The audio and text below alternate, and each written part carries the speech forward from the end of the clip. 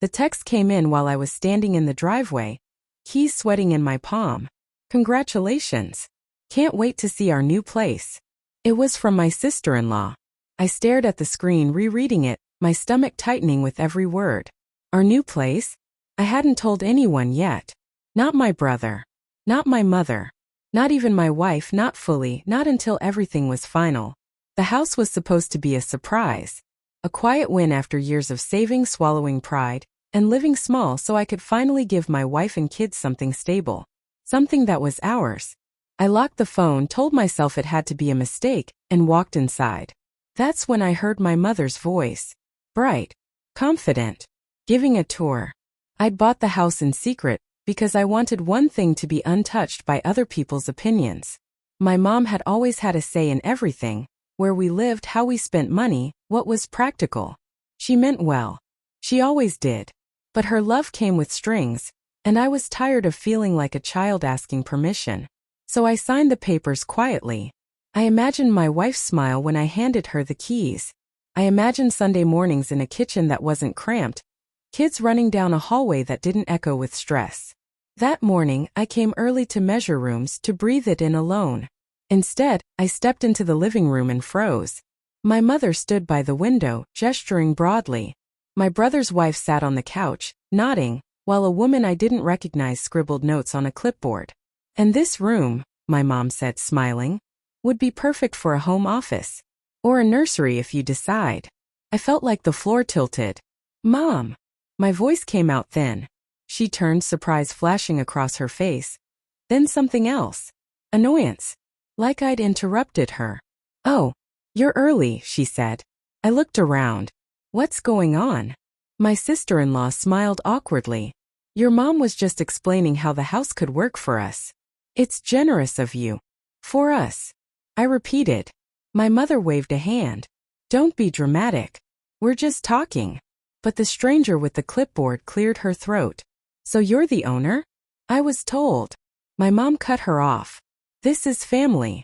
I could hear my heartbeat in my ears. Mom, why are you giving my house away? It hadn't come out of nowhere.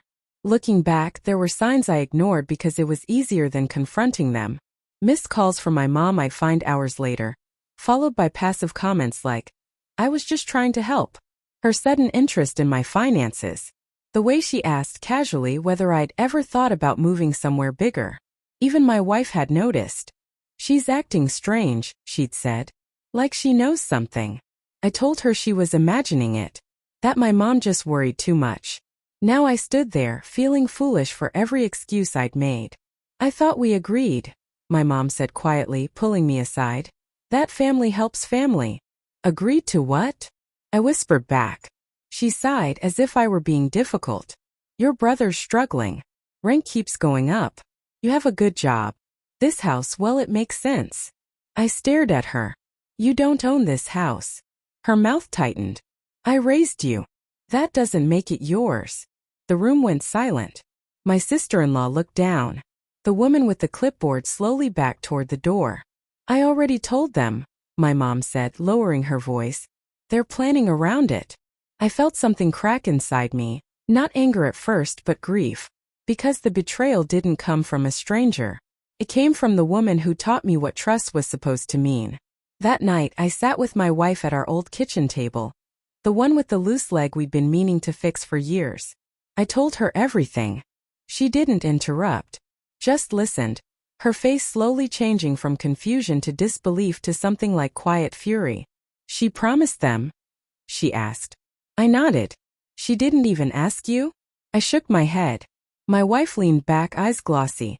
So where does that leave us? That was the question that haunted me. Every memory of sacrifice, skipped vacations, late nights, choosing practicality over comfort, suddenly felt hollow. Like I'd been building a future only for someone else to claim it. When I confronted my mother again, she cried. I didn't think you'd say no, she said. You're always so understanding. That hurt more than her anger would have. Because it meant my kindness had been mistaken for permission. I love you, I said. But this ends now.